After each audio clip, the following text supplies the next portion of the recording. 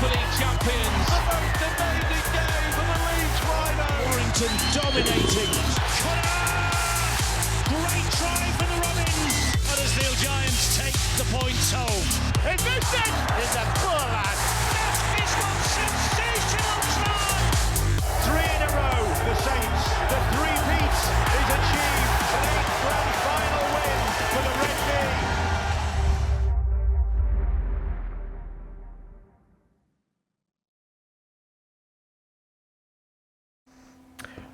Well, good evening. You're very welcome to the last tackle here on the Sportsman Rugby League, joined by two of our regular guests, former England international Kevin Brown and former Scotland international Andrew Henderson. And, well, this morning, State of Origin, my word.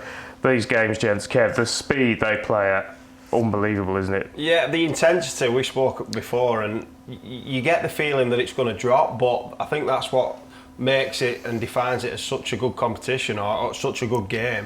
There is no drop off, but the first minute is like the 80th minute. They hate each other, they get stuck into each other, and everyone loves it from all over the world. It's great. All these superstars on one field from the NRL, Hendo, just made me really excited for the World Cup. Yeah, at the end of this year. It certainly does. And again, we know in Australia that the State of Origin is a platform for selection for the Test team. So, not only is there motivation and bragging rights for the state to get the win and all that for the supporters of each respective state, but there's also an Australian Test jersey up for grabs at the end of it too. So, like I said, we've seen over the years so many fantastic contests. It's a great event as well. That's what the State of Origin is. They've created that now into a global event. It's well supported throughout, and like I said, but it's a fantastic platform and opportunity for those players who are obviously performing consistently in the NRL to then stake a claim for that World Cup side come the end of the season.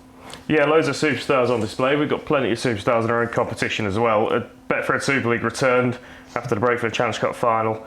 The weekend just gone. And Warrington Wolves 4, Leeds Rhinos 40, Kev. I'll come on to Warrington because I feel like we've been talking about them for a while. Have Leeds turned the corner? I think they have. I think Rowan Smith, he's definitely changed their attack a little bit. I thought Cruz Lehman, it's the best I've seen him play. It's the best performance from a 9 I've seen all year. He was terrific. Zach Hardaker's contribution, I thought he was really good. Scored a try and just competing. And then Richie Myler, since he's come back into the team, he's obviously gone to half-back. I thought them three really, just terrorised that defence, especially up the middle for Warrington. Warrington, Endo, obviously former club of yours. Yep. There must be part of you that's quite sad to see the state of things at the moment because I don't know what's wrong, but something is wrong. Yeah, look, I'm very fond of the club, and like you said, the club were fantastic to me and my family during my time there, and the people within the organisation, some really good people there, and even the players. There's some great guys there, some great talented individuals, and but for whatever reason at the moment they're just not clicking. They don't seem to be on the same page, and they need to get back. For me, they need to get back to doing what they do best, because at the moment for me, they aren't in a good place. I know the coach came out and said we're in a good place, I think was his post-match comments, but I look at the way the team are playing and I don't think there is, but I do think there is some issues. I mean, Kev alluded it to there, that Leeds beat them through the middle, and again I think the pack has been questioned a little bit this season, and in terms of the quality of the pack, and I know we can see the recruitment drive for next season has already gone top heavy, hasn't it? They've brought in now McLeary from the West Tigers, who's come in now with immediate effect. They've got Gil Dudson and Cassiano arriving next season, so they've obviously identified that is an area they do need to strengthen, but the reality is they need to get some form. They started the game really well. They bombed 2 chances early on, didn't they? And then the heads dropped. Is it a confidence thing, do you think, Kev? I think it is a confidence, and I think it's a fragile mental state. I think when they're in front, they're very good. If they're underdogs, they can compete, as we saw the week before against Saints. But when they didn't take them chances, there was an unease, and then Leeds scored, and then they scored again. And after that, it did not look like they were going to... And there was an unease in the crowd as well, because that place normally rocking. Yeah. But when those 2 chances went down, you could, through the telly, you could feel the apprehension. Well, they're disappointed, aren't they? Like, the fans are disappointed. There's a high expectation there at Warrington. And the reason that expectation comes is because they do spend a lot of money. That's no secret within rugby league. You know, Warrington are big spenders on that squad. They invest a lot into that performance department and into the playing squad. So along with that comes an expectation, you know, that we should be achieving something more, or things should be playing better and winning games ultimately. And at the moment they're just not winning games. But you know, I think Kev just pointed out there about the confidence. The confidence is low at the moment, and that's where for me they need to just strip things back again. They need to build themselves back up and slowly but surely, you know, hopefully, you know, they get one result, they'll turn a little bit of a corner and they just keep building. But at the moment, for some reason, it just from the outside, watching them and looking, they just don't seem connected at the moment. They don't seem on the same page. I don't know what you think. It's trust and belief. I think when you go behind, I think if you look at Wigan, it's a complete contrast.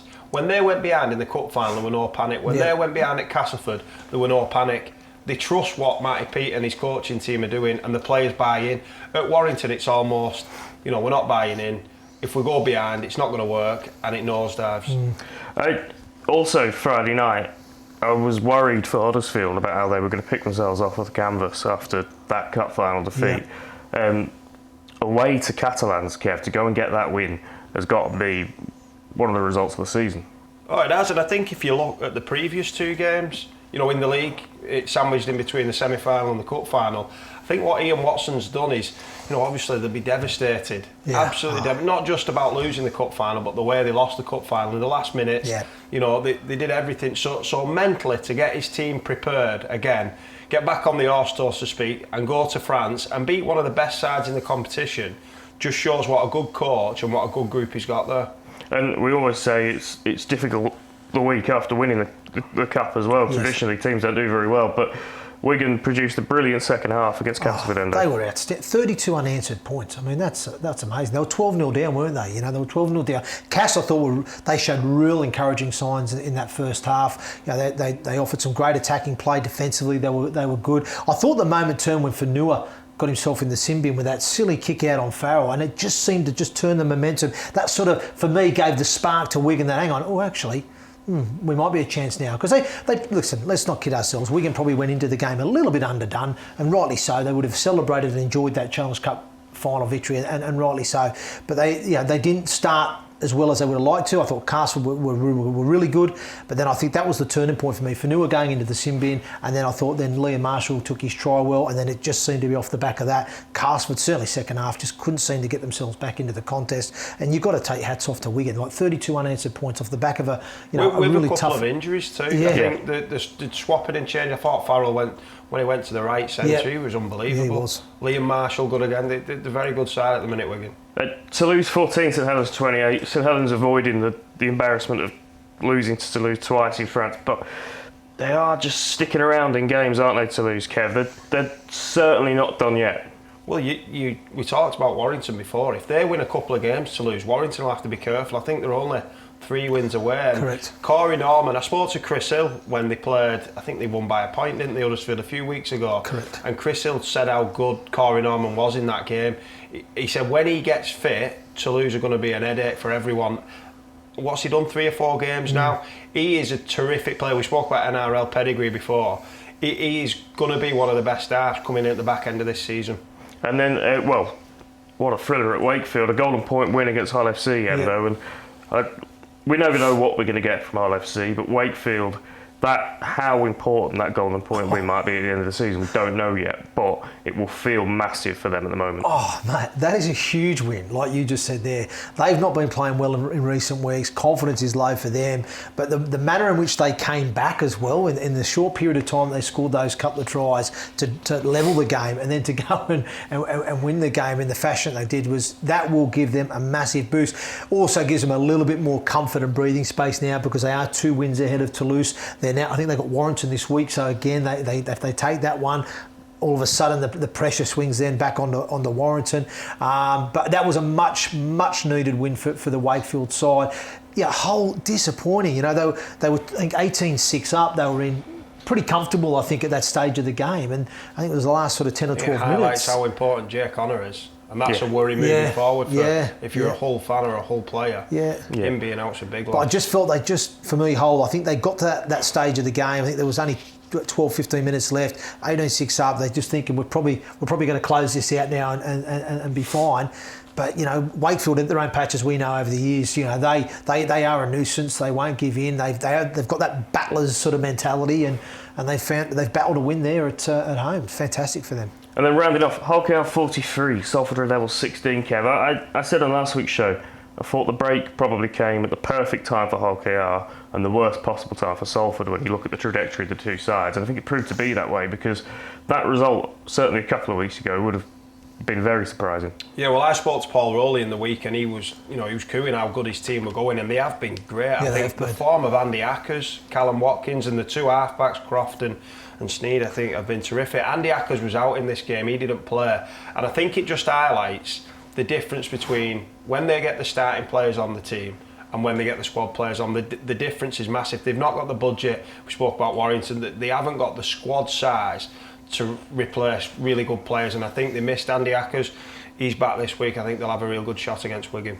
Yeah, there's a lot of interesting things going on that league table. It's very delicately poised at the top and bottom for a lot of the teams. We'll support you live here on the Sportsman, but we Betfred Women's Super League action this weekend. York City Knights continue their unbeaten start to the league campaign with a win against the Leeds Rhinos. We've got more action on the way from the women's game this week as well. We've got England women. They'll start their World Cup preparations in earnest against Wales, live and exclusive here on the Sportsman Rugby League. It's a 1 o'clock kickoff. Should be really interesting to see how that England women team get on as we go into the World Cup. Craig Richards, of course, will be using that game to take a look at his squad, and we caught up with him in the week. Yeah, absolutely fantastic. We keep craving these really intense, close battles, and the semi-finals and particularly the Challenge Cup final kind of gave us that. Also the Saints York battle, absolutely perfect preparation for what we need. We've also added Courtney Hill, so again, doesn't need any explanation or introduction. She just adds a lot of class to the squad. We've also got Caroline Colley, who again, she's coming to the 20 for Wales. Just an unbelievable start season for her. I think her last hit out she scored 40 points just by herself. So, we're very much selecting on what we think are the form players. Yeah, so Kira Bennett was really unlucky. We actually wanted to play her against France after last year's grand final, but she picked up a little bit of a knock, so we couldn't. But listen, Kira's just worked really hard on her game. I don't think there's a better passer of the ball in the league, if I'm honest. And to complement that, Zoe Harris, probably the standout half, if you like, towards the back end of last year, and she's kept that performance this year. So, Zoe's worked hard to grasp her chance, and hopefully she'll get a run out in one or other of the internationals. We're travelling to Wales this time. Like I say, they've got some new recruits. They've got a season under the belt in terms of Cardiff Demons, who will supply most of their players. They've brought in some real quality players, so Beth Dainton is a player that I know from Rugby Union, so they've added some real quality. So I would expect it to be a closer encounter, to be fair, than last time, but we're just expecting a real tough battle. But as per usual, we'll mainly focus on what we do, because we're prepping for our World Cup, and at the end of the day we need to focus on our goals, on our principles. Yeah, that's 1 o'clock on Sunday, right here on the Sportsman Rugby League. Wales women against England. And when you look at how the Women's Super League has started this season, there's going to be a lot of competition for places. I think for those England shirts, it's been a great start to the league season. The live action does not stop there on Sunday here on the Sportsman. You won't need to leave your armchair all afternoon, because we can also now confirm we will be bringing you live from the Betfred League One. A bit of a derby game this one, the Swinton Lions against the Rochdale Hornets from Hayward Road. And Hendo, you're obviously director of rugby at Keighley in League One, and particularly that kind of top 4 or 5 clubs in that division, it's very competitive, isn't it? Oh, very much so, Lewis. And like I said, you've got two teams here, Rochdale and Swinton. I think they're respectively sitting 3rd and 4th in the table. So both clubs have ambition and aspirations to gain promotion to the championship. So again, it's an important fixture for both teams. They're sort of vying at the top end of the table. A win for them takes them another step closer to promotion. A loss takes them another step back. So important fixture for both teams. And again, both teams have got some great talented players. I think Rochdale, you could argue, probably got a little bit more experience in terms of some of the older older sort of stalwarts within their ranks, some real quality players there. Swinton have probably got a few more younger legs in their team, but again, have got that hunger and desire as well. So it'll make for an interesting clash, some ingredients there for it to be a good contest. I'd like to think probably Swinton at home may just edge it, but Rochdale have been playing some really good rugby league football at the moment, and have certainly got the quality there to get the job done. I tell you what, I really hope he's fit and played. Rangi Chase at Rochdale, one of my favourite players of all time, Kev. You'd have played against him a few times. It must have been horrible.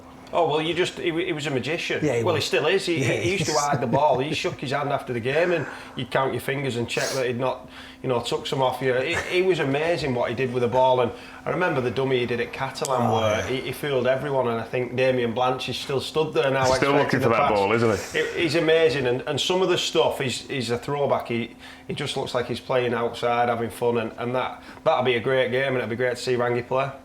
Yeah, right here on the Sportsman Rugby League on Sunday, it's a double header of live action. That women's international 1 o'clock kickoff, Wales versus England from Cross Keys, and then at 4:30, Swinton versus Rochdale from Betfred League One in what should be an absolute cracker. It's all here live and exclusive on the Sportsman Rugby League, your home of Rugby League online. You're watching Sportsman Rugby League. Subscribe for exclusive content.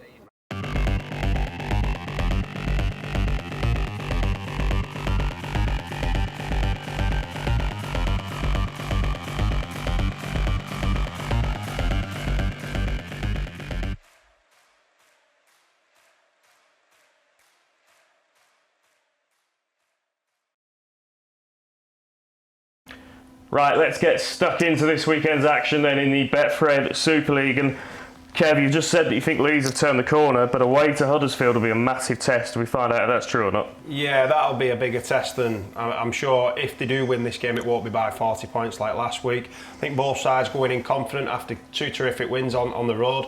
But for me, I just think Huddersfield's resilience at home, they've got some key players back. Will Price is back, playing really well. I just think they'll be too strong for Leeds. Salford versus Wigan, Hendo. If Salford can kind of just put a pin in last week, push it to one side and talk about the 3 or 4 games before that, at home against Wigan, they've got a real shot. Yeah, they've got a shot, and I'll tell you why I think they've got a chance is because you've got, obviously, the Wigan side has built themselves up for that Challenge Cup final. They've had a huge performance, a huge win there. They've then somehow found a way to deliver another fantastic performance, away at Castleford there on the bounce. The challenge is, can they deliver that again and go again to that level, is what I'm saying. I'm not saying Wigan will play bad on the weekend, but will they be able to meet that performance level? To do that 3 weeks on the bounce is going to be pretty difficult. So Salford, for me, have a real opportunity, and again, as I think Kev pointed out, that Andy Ackers will be back. If they've got their players back and have their strongest squad available, then they'll have a chance at home. But I think the mood that Wigan are in at the moment, I just can't see them letting off. I really can't. I just think they're in a really good headspace. They're playing for each other. They understand what their coach wants of them. I think Wigan will nick it, but I think it's going to be a really close contest.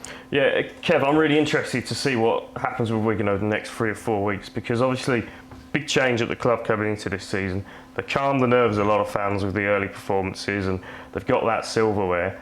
But I think this is where we'll learn if they're really grand final contenders and playoff contenders at the end of this season. This next period, we'll really see what they're made of mentally, I think. Yeah, definitely. I think, regardless what happens for the rest of the year, it'll be a success. I think everyone will, Matty P has been terrific, hasn't he? He's come in as a coach, a young coach. People were scratching their heads at first, around the league. But he's been terrific. They've obviously won the cup. But I agree with what Endo says about this week. There's a danger. I think it's almost similar to the Easter period where you put your helmet on and you expect a really tough game, and you have to mentally get up for it. And I think that's where he got his team last week against Castleford, because he said, look, there was 1 in 9 had backed up a winning cup final. So the next week, it's almost a danger of, well, we can't speak about that again.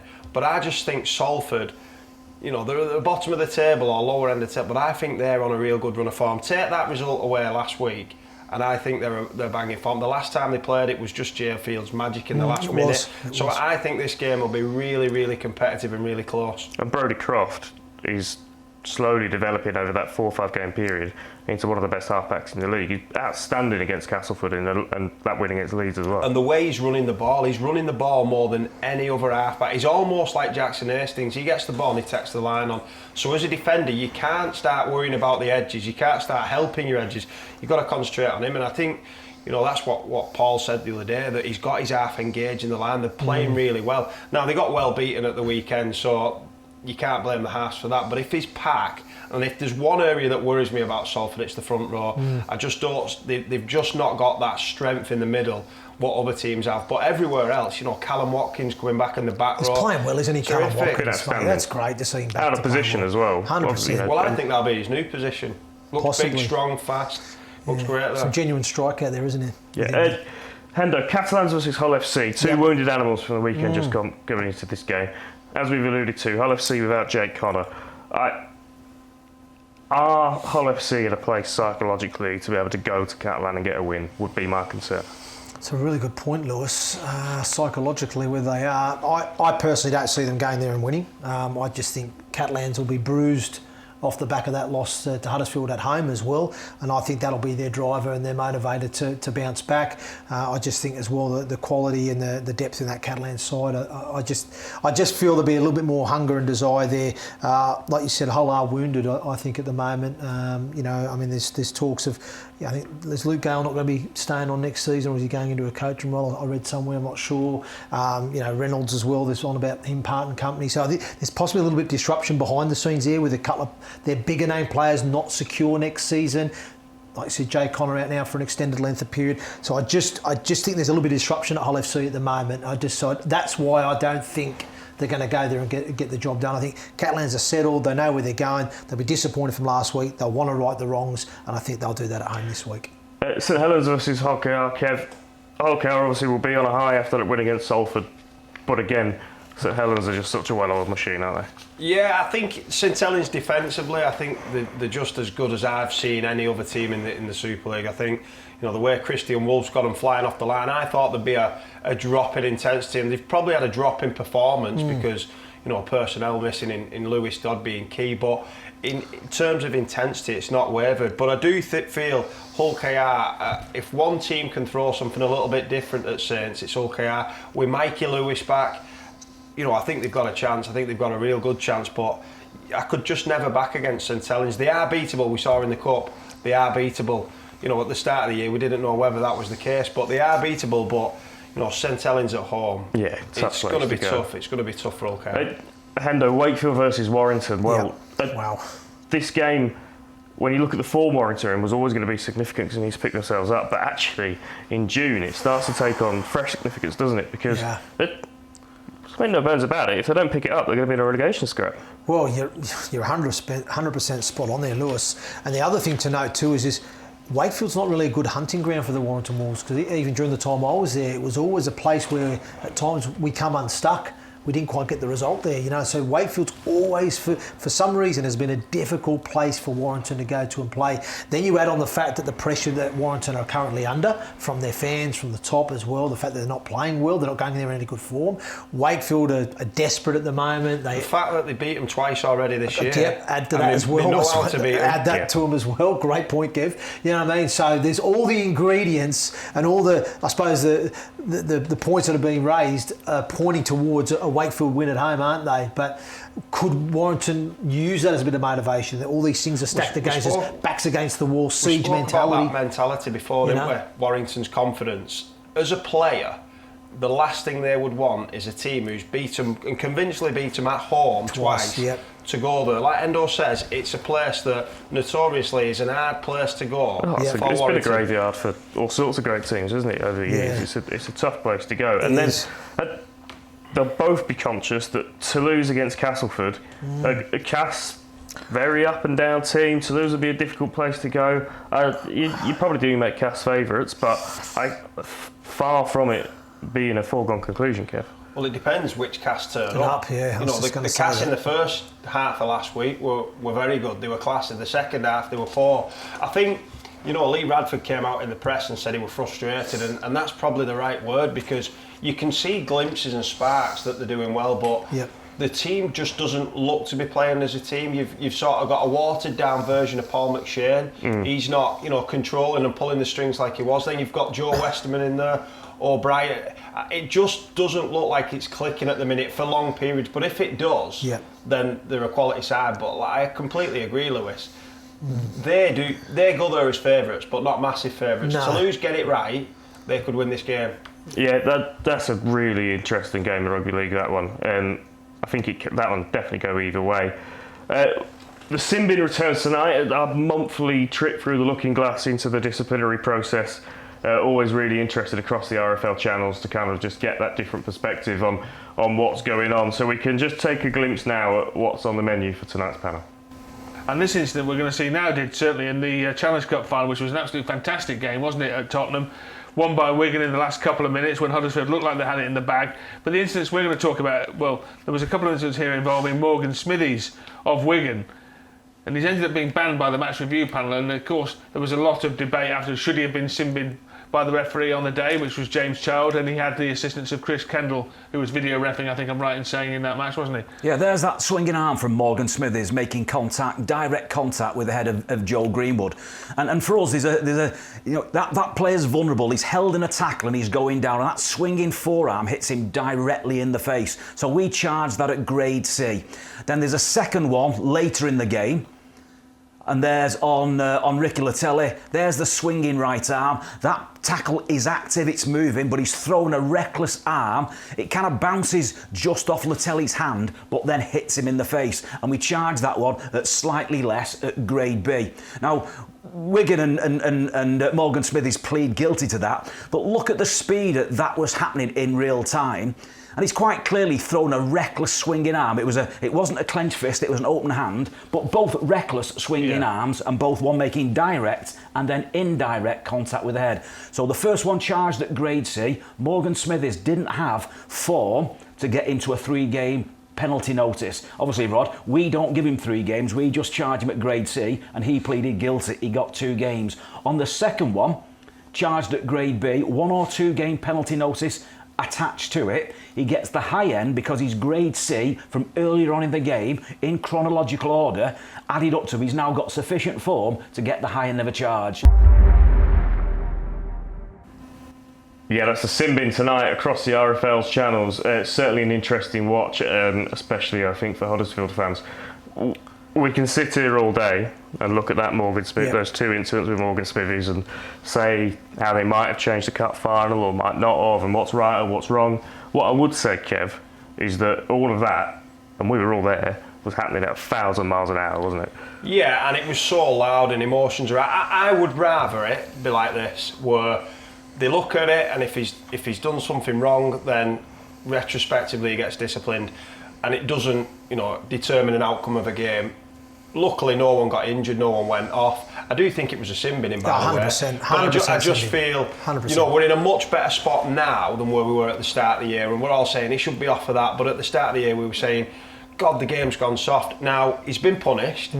The game carried on. It was a great game. The drama of the game, the spectacle were brilliant. I'd rather it like that than it was at the beginning of the year. Yeah, and it's so difficult for the people who make these decisions, Hendo. Yeah.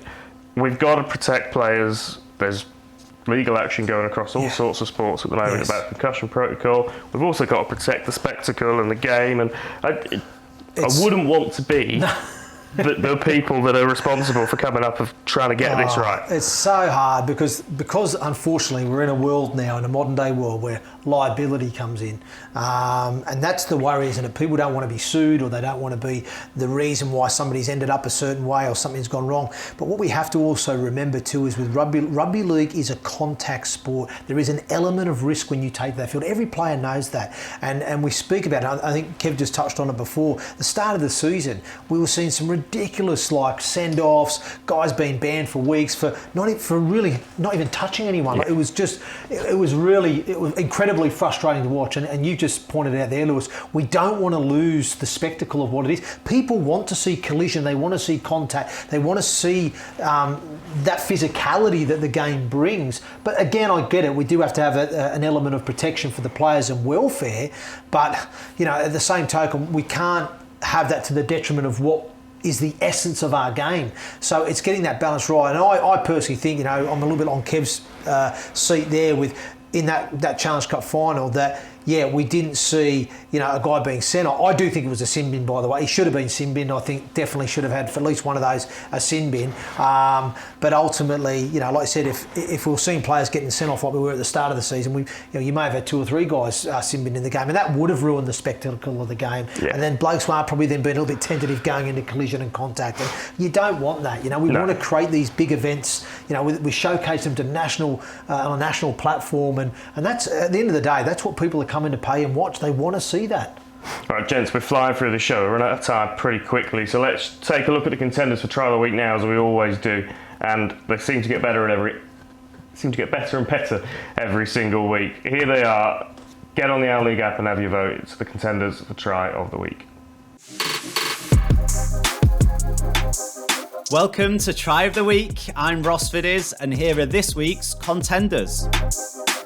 Try number 1 is Warrington at home to Leeds. Ben Curry with the ball to Widdop. Fussy Tua goes for the interception, but it's over the top to Ashton for an acrobatic finish.